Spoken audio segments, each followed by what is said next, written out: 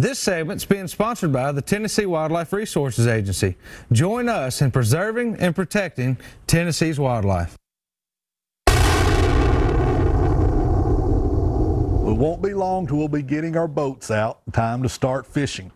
You know, when God created the fish, He created them for the environment of water. When you take them out of the water, they die. When God created the trees, the plants, all the vegetation, He created them for the environment of the soil, the dirt. That's how they grow. But when you take them out of that, they die. When God created us, He didn't just speak us into existence. It said that He made us in His own image, used His own hands to form us, breathed His own breath into our nostrils. God created us to be in an environment with Him, in a relationship with Him.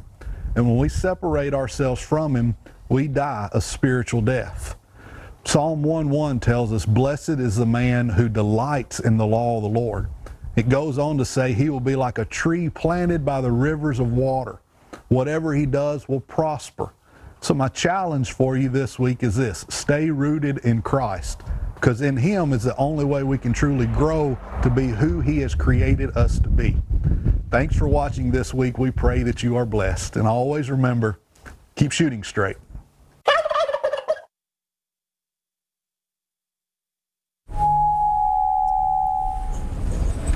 All right, everybody, this next segment's being sponsored by Taylor's Archery. You guys can find them at 100 East Lauderdale Street in Tullahoma, Tennessee, or give owner Tracy Taylor a call at 931-563-7706. And he has been putting out the brand new 2021 Bowtex, Hoyts, and Matthews. So get on down there and let him get you set up for the new year, and so you can get started shooting. You'll be ready to go in September. All right, welcome back to the studio. If you guys want to call in with your own questions or comments, you can go ahead and call at 615-737-7767. And until then, I'm going to be starting to pick Mr. Carl's brain here about how you always put people on big deer, and you're able to consistently do it every year. And it's not just always on thousands of acres. You know, we've talked about you've got some bigger properties, some smaller properties. What is kind of the formula that you use to consistently do this? Well, we acknowledge whitetail's sensitivity to intrusion.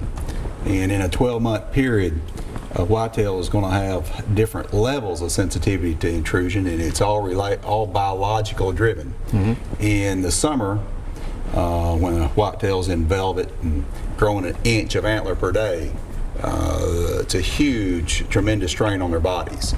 And when they find that food source that accommodates that strain, then they're going to stay on that food source. And at that point in time, their sensitivity to intrusion is very little. Their body demands they stay on that food source. But just a month later in September, when they start laying down the first rut intentions, the scrapes, the licking branches, and the rubs, that very important biological plan to breed, their sensitivity intrusion just goes through the roof. They demand to lay that down uninterrupted from some 70 or 80 days before they breed in November. And so the month of October, early part of November, some 70 days, the last half of September, that whitetail demands to lay down the scrapes, the licking branches, and rubs uninterrupted, the does and the bucks alike. And when you go in there in that period of time with a lot of cameras, with hunters and bow hunters, it takes very little to push those deer away, and you will lose those scrapes, licking branches, and rubs. And when you lose your scrapes, licking branches, and rubs on your properties, then you've lost your November hunt.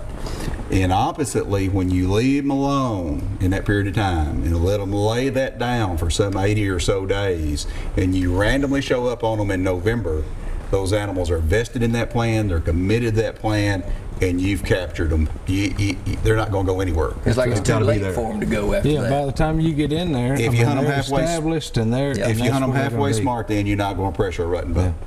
When you pressure your deer, it's in October and early November. So we don't hunt in October and early November. Absolutely zero adult hunting in October, early November, or even the last half of September.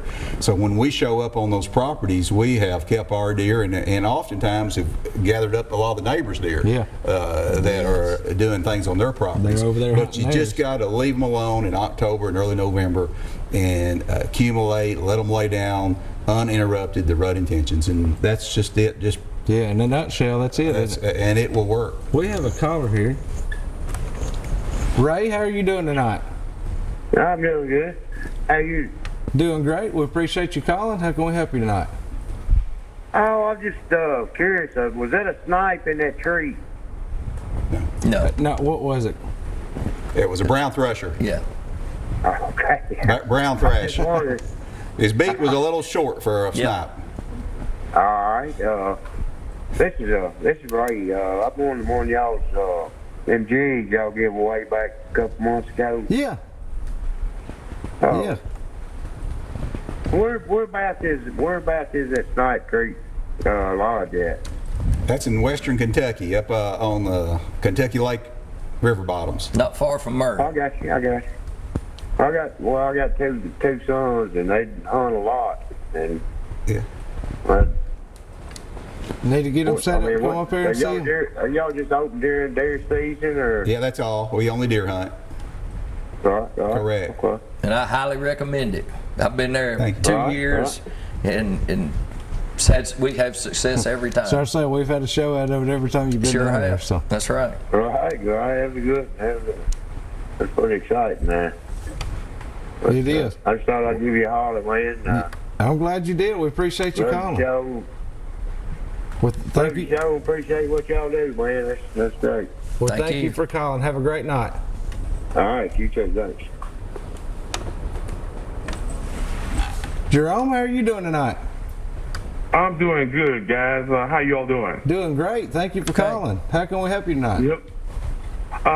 I've been watching your videos on your deer hunt, and I noticed in some hunting times where when you shoot the deer, it drops right there in the track. Mm-hmm. Other times you shoot a deer, it may take off running. So my question is, what part of the body of the deer do you often aim for, and what type of rifle do you use as well? I'll hang up and listen. Sure, no problem. The difference in a deer going straight down and not is typically shot placement. And a deer going straight down does not necessarily dictate a great shot or not either. Sometimes a deer going straight down can actually dictate a not so great shot. Yeah, that's right. That it can indicate a high shot, which would be near the spine area, causing the deer to go straight down.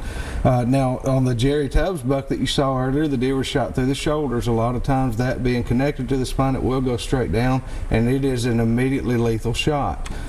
So again, either way that could go as far as whether the deer falls or not. Doesn't really dictate that. Now myself, I like to shoot a deer far enough behind the shoulder that I know I'm going to hit it in the lungs. Yeah, me too. There's no safer shot and no, I guess you could say, easier shot. The biggest target you've got is that 10-inch span right there in the lung area, and if you put a bullet through both of those lungs, I promise you, it's going to probably run. It is not going to go far. You know, that's the thing. Two shots could hit the deer in the exact same place. One of them might drop. The other one, like you said, may run 100 yards. Yeah, that's right. I mean, it could be hit in the exact same spot. But it's just, it seemed like I found that if the deer, if they're natural, just they don't have a clue you're there, it seems like they tend to drop more. But if they're heightened and they know something's up, that adrenaline kicks in, and they'll get out of that field. That's right. You know, but they'll normally die within 10 feet of the edge of that field. Yeah, you're exactly right. You are. Guys, let's go on over and do this week's tip of the week. This week's tip of the week is being sponsored by Phoenix Custom Quality Rods. Y'all can find their full lineup and new 2021 setup at phoenixrods.com, or right here in the state of Tennessee, call Mr. Jim Brewer at 931-213-1455. All right, Mr. Carl, I had requested you to do one tonight, and you said you had a tip for us. Yeah, we get quite a few hunters over the years in camp, so we see hunters making a lot of mistakes. Of course, I've always said whitetail hunting is about 95% mistake anyway, and the only way you reduce that is through a lot of experience, a lot of stand time, and a lot of guys just don't get that because of their work or whatever. But the number one mistake top three mistakes that we see in camp anyway would be a hunter elevating his gun, his weapon, at a deer that he knows he's not going to shoot.